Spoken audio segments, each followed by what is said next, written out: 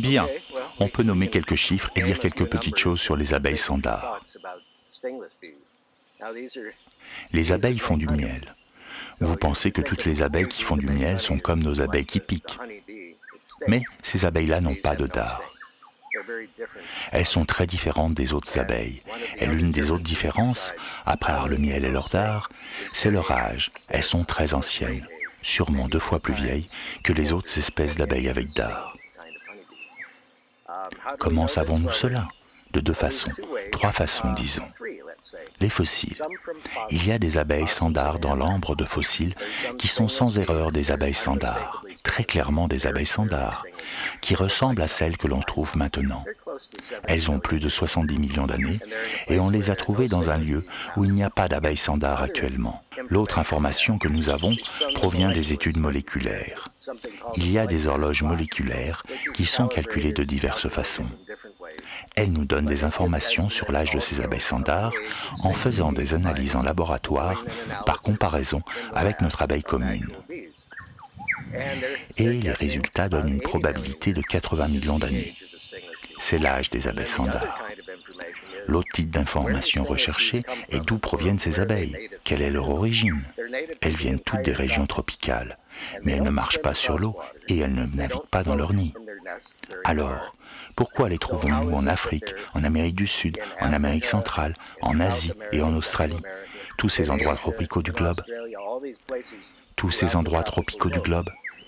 C'est parce que la Terre était autrefois très différente de ce qu'elle est aujourd'hui. Il y a quelques 100 millions d'années, l'Afrique s'est séparée de l'Amérique du Sud. Ces 100 millions d'années de séparation, c'est la meilleure information que nous avons sur la datation de ces espèces.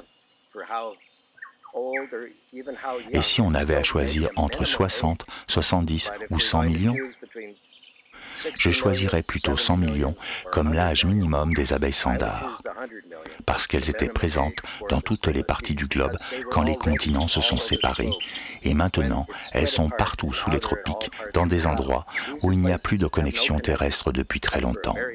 Si on regarde la connexion entre l'Amérique du Sud et l'Afrique, lorsque les 2 continents étaient reliés, cette connexion s'est brisée il y a 100 millions d'années. En Australie, il y a 15 espèces d'abeilles sans dard. La plupart sont originaires d'Australie, mais certaines sont sûrement venues d'Asie. Il y a également eu une connexion terrestre entre l'Australie et l'Amérique du Sud à travers ce qui est aujourd'hui l'Antarctique. Et c'était il y a seulement 15 millions d'années, quand le climat austral était d'un type tropical. Pour l'Inde, on a une connexion qui a existé. L'Inde était alors collée à l'Afrique, et elle a dérivé jusqu'à toucher l'Asie et créer la chaîne de l'Himalaya. Ceci est arrivé il y a des millions d'années, et depuis, l'Inde est complètement entourée des hautes montagnes de l'Himalaya. Il n'y a pas d'autres abeilles qui ont pu venir du sud-est asiatique ou d'Afrique. En Inde, il y a moins d'abeilles sans dard qu'en Australie, mais une douzaine d'espèces y vivent. Et elles étaient sûrement là, ou leurs ancêtres, à l'époque où cette terre, cette île, qui est aujourd'hui l'Inde, a commencé à se détacher de l'Afrique, il y a 30 millions d'années.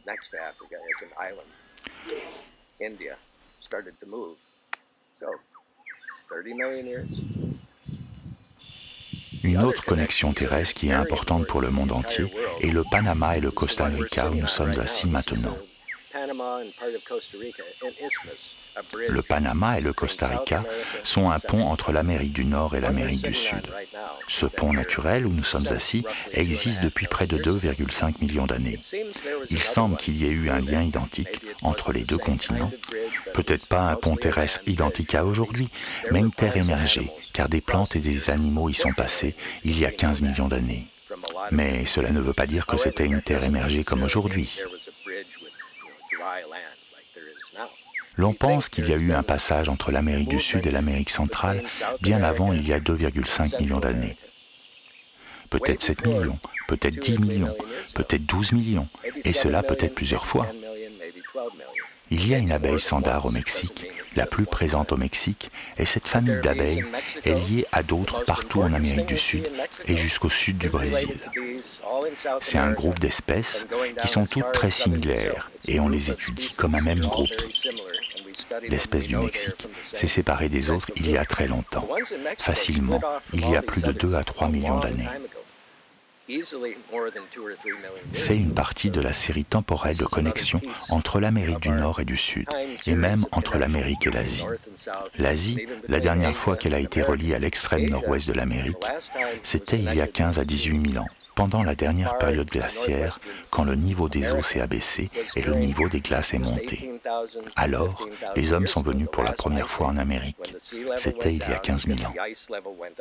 On est toujours dans un temps dynamique, et les choses ont bougé avant, bien avant que nous soyons sur Terre. Et ces choses ont fait la nature que nous étudions aujourd'hui. Nous sommes juste les nouveaux venus.